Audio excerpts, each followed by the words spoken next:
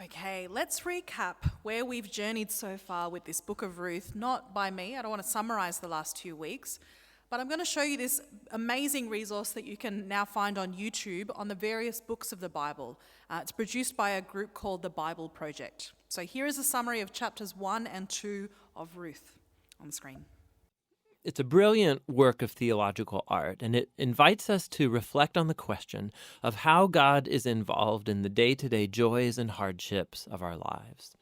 There are 3 main characters in the book: Naomi, the widow, Ruth, the Moabite, and Boaz, the Israelite farmer.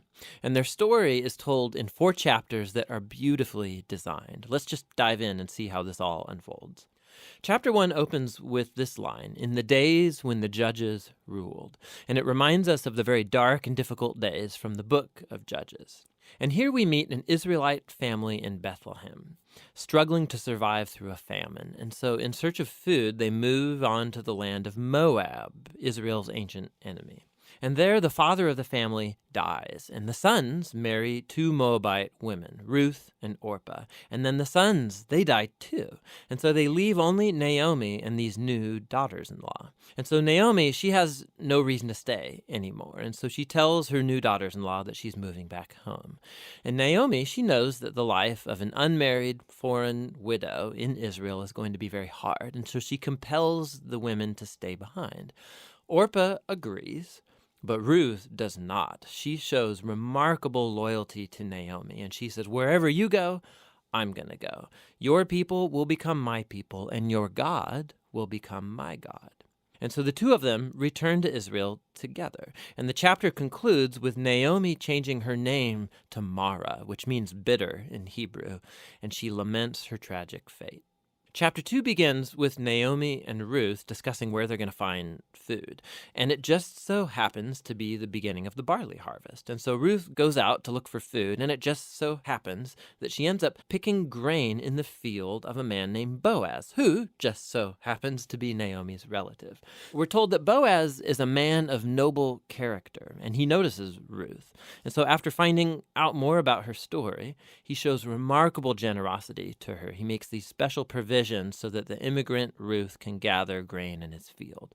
And in doing so, Boaz is actually obeying an explicit command of the Torah to show generosity to the immigrant and the poor. Boaz is so impressed by Ruth's loyalty to Naomi. He prays for her that God will reward her for her boldness. So Ruth comes home that day, and Naomi finds out that she met Boaz, and she is thrilled. She says Boaz is their family redeemer. Now, this family redeemer thing, this was a cultural practice in Israel where if a man in the family died and he left behind a wife or children or land, it was the family redeemer's responsibility to marry that widow, to take up the land and protect that family. So Naomi, she begins to hope that perhaps there might still be a future for her family. Chapter 1 and chapter 2 of Ruth. And so now we enter chapter 3 and chapter 4. If you were here last week, you may remember that Adrian talked about the theme of chapter 2 of Ruth, and really the book of Ruth in general, as being survival. The choices that people have to make day to day to keep on living, to survive. And if the theme of chapter 2 is Ruth's struggle to survive physically, that is, to find food to eat, then I think maybe the theme of chapter 3 is about her struggle to survive culturally. So the scene that Makali read has been interpreted in many different ways. You may have heard some of them. Some condemn Ruth as a whore, and some condemn Boaz. But regardless, Ruth's actions in this chapter are for sure potentially dangerous. So let's start to unpack that. As the last to speak in chapter 2 and the first to speak in this chapter, Naomi continues to be the director of this story. She directs the plot. She doesn't narrate it, but she literally directs it. She moves the pieces around. Instead of waiting for the chips to fall as they may or for God to perform a miracle, Naomi makes concrete plans to secure Boaz as a husband for Ruth, her daughter-in-law. The chapter begins by Naomi's exhortation to Ruth to pursue marriage with Boaz. Ruth agrees, no questions. This plan calls for Ruth to dress not in her mourning attire, but in her fanciest clothes, to visit him on the threshing floor after he has celebrated the harvest and gone to sleep. She is to uncover his feet, and then he will tell her what to do. Now, it is widely accepted among biblical scholars that references to feet in Hebrew can be read as a euphemism for genitalia. So, we could arguably read this part as Naomi telling Ruth to sexually arouse or even please him as a way to pursue marriage with him. Didn't think our holy book contained blowjobs, did ya? So, Ruth does as Naomi recommends, no questions asked. Ruth, therefore, chooses to put herself in danger. You all can see how this plan of Naomi's could well have backfired. Ruth could have been raped on the threshing room floor by one or more of the workers. She could have been scorned and despised by Boaz. She could have developed her own reputation, a scandalous one, by lying next to Boaz and pulling his clothes back, whether or not she proceeds to do anything sexual or not. Now, I want you to try and imagine, I want you to think about how you imagine that part of the story and what that teaches you about your lens and your biases. So do you see this late night encounter as something of a steamy tryst between mutually desiring persons, like a soapy or a romance novel? Maybe instead you imagine it as a beautiful but a needy young Ruth forcing herself to relate to a rough, kind of pot-bellied, ugly but rich old man for the sake of her mother-in-law. Or maybe you imagine Ruth in a more wily, scheming kind of a way, cooperating with Naomi to compromise and then force the hand of the most handsome and wealthy bachelor of the community. How do you imagine this scene? And what does your imagination teach you about you? In any case, when Boaz is startled awake by, he asks her who she is. And in response, and contrary to Naomi's assurance that Boaz would tell her what to do, Ruth tells Boaz what to do. Ruth commands something. She says, "Spread your cloak or spread your wing over your servant, for you are next of kin." This is a very clever wordplay on the earlier scene that we read in chapter 2, where Boaz says, "May you have a full reward from the Lord, the God of Israel, under whose wings, under whose cloak you have come for refuge." It's the same word used. So I think that Ruth is challenging Boaz to make his prayer a reality through him, right? So it's like Ruth is saying, if you are praying that I could be saved and protected, save and protect me. Do it yourself. Be God's wings under which I can find refuge. Pope Francis once said, "You pray for the poor and then you feed the poor. That's how prayer works." So Ruth, a foreign woman, is challenging this powerful Israelite man to put his prayer into action, to take responsibility for another, to live out his faith and live out his privilege. The similar thing happens with the Syrophoenician woman in the Gospels in relation to Jesus. The Syrophoenician woman tells Jesus, "Save me. You know you can, so save me." Even though Boaz responds by informing Ruth that another man has first rights to her, Boaz does respond graciously to this proposal. He calls Ruth a worthy woman, an eset ha'il. And it's the same phrase that we hear in that Proverbs 31 kind of depiction of the capable wife, a capable woman, a worthy woman. Boaz decides to protect Ruth from discovery and therefore getting a scandalous reputation, and he feeds her. He provides her with food. It is an unusually honourable response. And so I got to thinking about why, and I found out I kind of remembered that Boaz's mother is Rahab, the prostitute.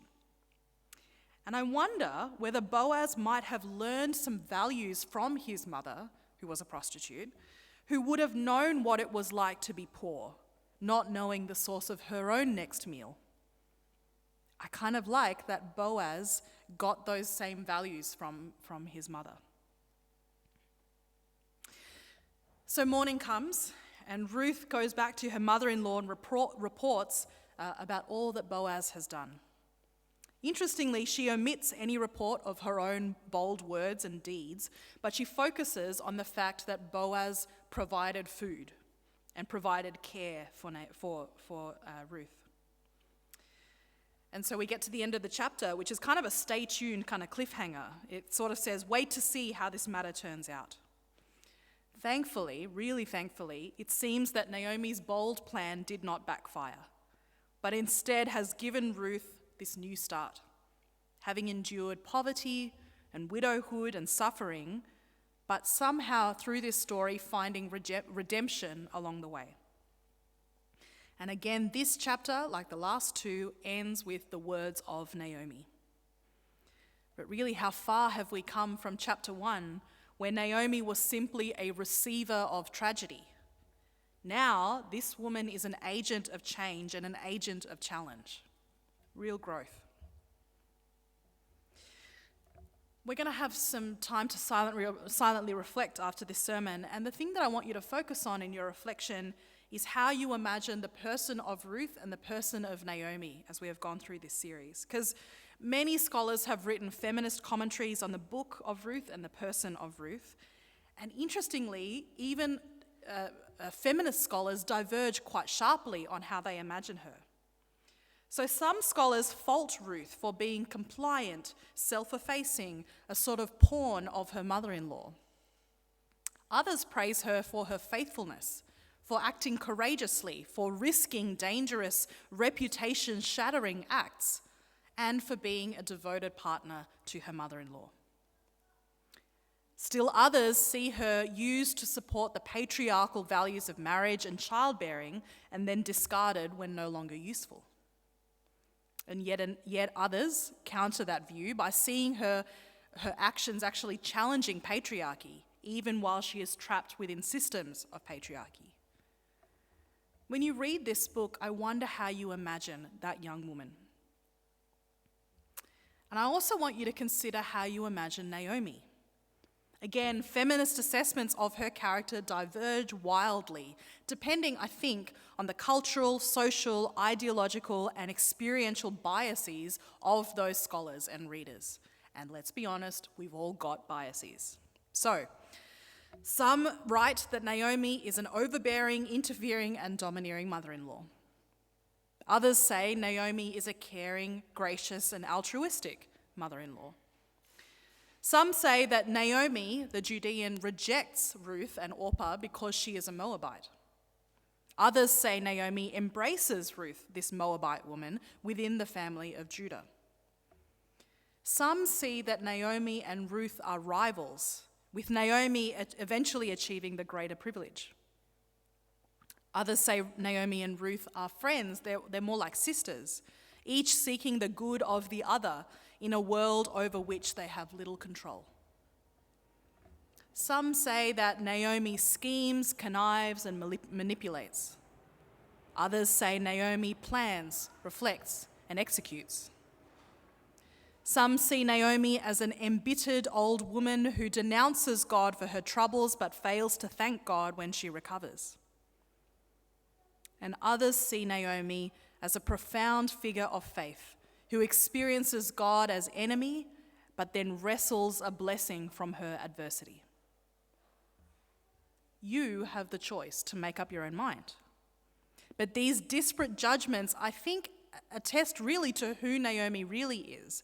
It attests to Naomi's commanding, though ambiguous, presence in one of these few Bible books focused on women. And with that, we come to the end of chapter 3 of Ruth, with one chapter to go. And from this point forward in the story, the voices of Ruth and Naomi go silent. Their speaking parts end with tonight's chapter, where each has done what she can to ensure a good future for the other. Things are looking up, though. Both women speak of the man who has promised, more than promised, who has covenanted that Ruth's security and Naomi's fullness will be provided for. Covenanted in the name of God, who, as we know, is the Redeemer of the widow and the poor. Amen.